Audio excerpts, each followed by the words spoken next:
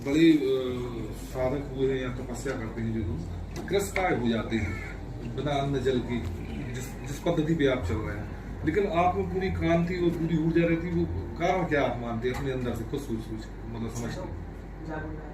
देखो, ये जो व्रत है, साधना है, ये कहीं ना कहीं जीव का कल्याण के लिए, प्रसन्नता, संपन्नता, परिवार समाज को सुरक्षित और व्यवस्थित करने के लिए हमारा जो व्रत है वो एक ऐसा व्रत हम है कि जिस हम सनातन धर्म संस्कृति को हम मान रहे हैं। जिसे हम यूँ कहें कि इस धरा को, माटी को हम माँ कहते हैं, हम पेड़ पहाड़ों को हम पूजते हैं, ये सब जीवित है। आज हम गंगा, नर्मदा, गोदावरी, कावेरी की बात करते हैं, दुनिया की नदियाँ हैं, हमारे लिए प्रत्यक्ष शक्तियाँ हैं। तो ये उन्हीं शक्तियों पर केंद्रित जीवन है, ये प्रकृति पर केंद्रित जीवन शैली का एक कह सकते हैं कि एक उदाहरण है कि देखो, प्रकृति के निकट हम आएंगे तो सबसे बेहतर और सबसे सुरक्षित हम जीवन को हम पाएंगे। तो ये प्रकृति पर केंद्रित जीवन है, ये उस धरा पर केंद्रित है, ये गंगा नर्मदा पर केंद्रित है। तो कहीं ना कहीं जो प्रकृति के निकट होगा वो सबसे बेहतर होगा, वो सबसे सुरक्षित होगा, है ना। ये नर्मदा के उस जिसको नदी के रूप में दिख रही है वो प्रत्यक्ष शक्ति है, जो नर्मदा वो जल के रूप में हमें शक्ति प्राप्त है। विंध्याचल है हमारे पास सतपुड़ा है, हमारे पास वो असाधारण वो पर्वतमालाएं हैं जो असाधारण ऊर्जा के स्रोत हैं। और हमारी सनातनी परंपरा है, हम गोवर्धन को पूजते हैं, हम कामदगिरी को पूजते हैं, हम गिरनार को पूजते हैं, हम तो पेड़ पहाड़ों को ही पूजते हैं। और सगुण उपासना, ये जो व्रत है ये ईश्वर की शक्ति की सगुण उपासना की ओर केंद्रित कर रही है। जैसे आज ही है, हम सागर खुरई में, आज खुरई में 50,000 से ऊपर देव वृक्षों की स्थापना हुई है ना। तो ये श्रावण मास है। अब श्रावण मास में देव वृक्ष मूर्तियों का स्थापना, जिसको सामान्य में हम वृक्षारोपण कह रहे हैं, लेकिन हमारी दृष्टि में वो वृक्षारोपण नहीं, वो वृक्ष ही वो शिव का स्वरूप है। गुरु और गोविंद भी कहता वृक्ष ही प्रत्यक्ष है। हम तो वृक्ष के रूप में उस अविनाशी परम सत्ता की साकार वो मूर्ति हम उन्हें मानते हैं कि वृक्ष ही प्रत्यक्ष है। तो आज खुरई में क्या हुआ, 50,000 देव वृक्ष मूर्तियों की स्थापना हुई, जो प्रसन्नता, संपन्नता, सुख शांति का आधार बनेगा, वो जीवन का आधार बनेगा। तो वो वृक्षारोपण नहीं, आज तुम्हें बोल के आया कि ये एक जीवंत यज्ञ हुआ है जो शुद्धिकरण भी करेगा, संरक्षण संवर्धन भी करेगा, जीवन को सुरक्षित भी करेगा और कई प्रकार की आपदा और प्राकृतिक आपदाओं से बचाएगा, संक्रमण से मुक्त करेगा।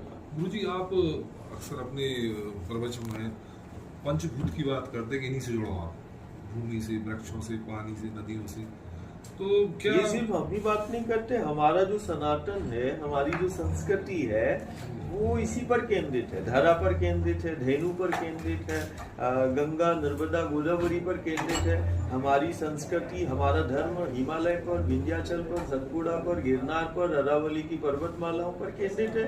यदि हम थोड़ी देर के लिए बोले कि हम गंगा को, नर्मदा को, इन जीवन दायिनी को हम अलग कर दें, हम विंध्याचल, हम सतपुड़ा, हम हिमालय को अलग कर देगा, गिरनार को, कामदगिरी को या हम गोवर्धन को हम अलग कर दें, तो क्या हम अपने धर्म की, जीवन की या हम अपनी कल्पना कर सकते हैं? आप कल्पना भी नहीं कर सकते, ना जीवन की, ना अस्तित्व की, ना धर्म की, ना कोई कर्म की। क्षमा कीजिए, मेरा सवाल अधूरा रह गया था कि आप इन्हीं की बात करते हैं, लेकिन बाकी जो संत हैं या और प्रवचनकार हैं तमाम चीजों, वो चमत्कार की भी और ईश्वर से जुड़ो, उनसे जुड़ो, मतलब लोगों में आशावादी वाली बहुत सी बातें करती, तो उनके बड़े मंच होते हैं, बड़ा आडंबर कह दें उसको, या साज सज्जा तमाम चीजें होती। तो ये आप अंतर मानते हैं कि आप लोग कहना चाह रहे हैं जिससे आदमी सही मार्ग पे जाए, वो वैसी बातें बोलते हैं?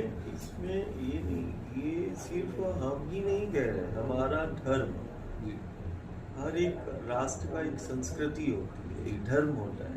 हमारा धर्म, हमारी संस्कृति, हमारा सनातन, हम जिसकी बात कर रहे हैं, ये सब मैं बोलूँ कोई सनातन का धर्म का बात कर रहा है, संस्कृति की बात कर रहा है, प्रकृति से विमुख हो गया। धरा के बिना धर्म कैसा, धेनु के बिना धर्म कैसा, गंगा नर्मदा के बिना कोई धर्म की अभिव्यक्ति कैसे संभव है। तो ये सिर्फ हम नहीं कह रहे, हमारा जो धर्म है, हमारी जो संस्कृति है, हमारा जो सनातन है, ये सनातन का ही सामर्थ्य बैठा है जो आज दुनिया देख रही है। ये व्रत नहीं, ये वो हमारे सनातन, हमारा धर्म, हमारी संस्कृति की सामर्थ्य है। ये कोई चमत्कार नहीं, ये कोई विद्या नहीं है। ये तो माँ पर केंद्रित जीवन है। अब हम माँ किसको बोल रहे हैं? हम माँ उस प्रकृति को बोल रहे हैं। हम माँ, हम किसको कह रहे हैं? इस धरा को, पृथ्वी को। हम माँ किसको कह रहे हैं? इन जीवन देने वाली, इन जीवन दायिनी उन नदियों को। हम दुनिया के लिए वो नदी है, हमारे लिए शक्ति है। दुनिया के लिए वो बहता हुआ पानी है, हमारे लिए वो चलती हुई जिंदगी है। तो दुनिया इसको नदी का रूप में देख रही है, हमारे लिए तो वो शक्ति है ना।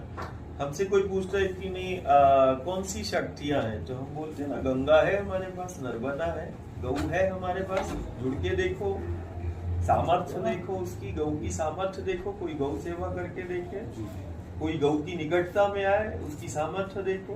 कोई गंगा के पथ, कोई नर्मदा के पथ। मैं तो बोलता हूँ मेरा कोई मठ नहीं है, नर्मदा का, गंगा का तट ही हमारा मठ है। मेरा मठ, मेरा तट है।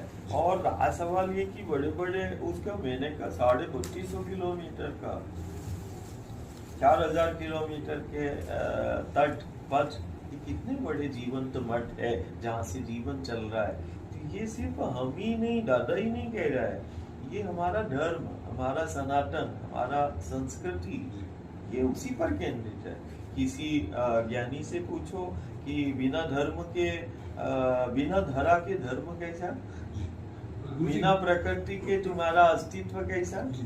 गुरु जी, आप जैसे वहाँ बना, अक्सर अगला उनका पार्ट होता है चैरिटेबल काम करना, हॉस्पिटल, स्कूलिंग, कॉलेज वगैरह। वैसा कोई भविष्य में है आपका कि जो आपका समूह है वो इस सदी का सबसे बड़ा है? मुझे जो माँ ने प्रेरणा दी है कि नहीं, धरा पर केंद्रित करना है, ये धेनु पर, ये विंध्याचल, ये सतपुड़ा, इस सदी का जो सत्य है, हमें उसके लिए जो मिला है, तो बस शिक्षा है, स्वास्थ्य है, इस पर बहुत सारा सभी लोग काम कर रहे हैं।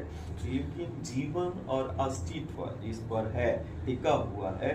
इस धरा के लिए हमारा आना हुआ और हम चलते हैं। हम गंगा के लिए, गोदावरी के लिए, यमुना के लिए और कल बुंदेलखंड की उन जीवन धाराओं के लिए हम चलेंगे, हम आएंगे। आज हम बुंदेलखंड आए या हम सागर आए, तो हमारे लिए यही अनुष्ठान है। क्यों? कारण सामूहिक रूप से आज खुरई में 51,000 से ज्यादा देववृक्ष मूर्तियों की स्थापना, ये खुरई के जीवन को सुरक्षित और व्यवस्थित करेगा। ये सागर को संक्रमण और प्राकृतिक आपदाओं से मुक्त करेगा। तो हमारी साधना, हमारी उपासना यही है, और हम इसके लिए हम चलते हैं। गुजरात में भी आप 1 करोड़ वृक्षों का संकल्प लेके आए। हमारा एक नहीं, वो संकल्प 1.25 करोड़ का है कि नर्मदा के पथ पर अभी 1.25 करोड़ देववृक्ष मूर्तियों को स्थापित जो है घर परिवार करेगा। तो आराधना ही है, यही राष्ट्राराधना, यही प्रकृति उपासना है, यही सनातन, यही धर्म, यही संस्कृति की। सीएम साहब ने भी कुछ दिन पहले घोषणा की थी कि आपकी मेडिकल परीक्षण पे शोध कराया जाएगा। हो चुका, ये हो चुका है। अब अमेरिका और दूसरे देश वो सब हो चुका है बहुत जल्दी।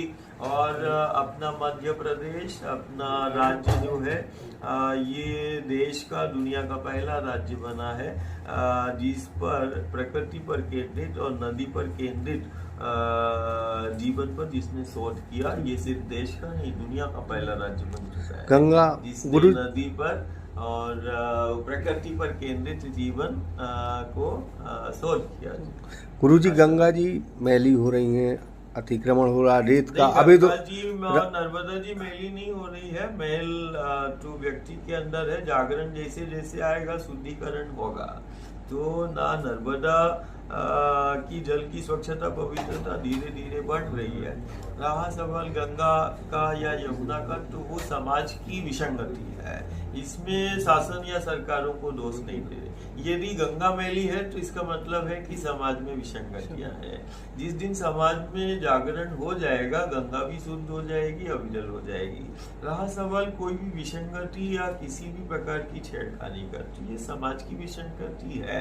समाज की उन विसंगतियों को हमें दूर करना होगा और हमें कहीं ना कहीं इनकी अविरत जलधाराओं को बनाना होगा। रेत का उत्खनन हो रहा है, किसी भी कोई भी विसंगति हो, ये समाज की है और समाज देख रहा है, तो समाज को खड़ा होना पड़ेगा, समाज को जागृत होना पड़ेगा। गुरुजी, बीडी भाई के सवाल को थोड़ा सा और बढ़ा दे रहे हैं। नहीं, इस पर और नदियों की बात करो, जैसे आप नर्मदा जी को मिल गए हैं, नहीं, नदी अच्छी नहीं, सेवा सब भावी भगवती है। और बाकी नदियों हर की एक क्या? नदी भगवती के रूप में, शक्ति के रूप में हम हाँ। पूजते हैं।